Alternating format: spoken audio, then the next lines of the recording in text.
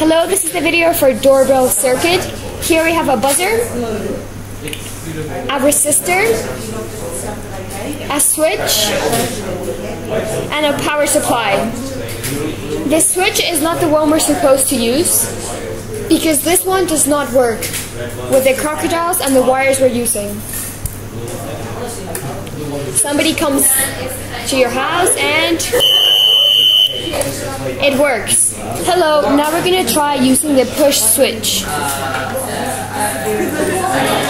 The push switch doesn't work because the connectors are really thin and the crocodiles are really thick.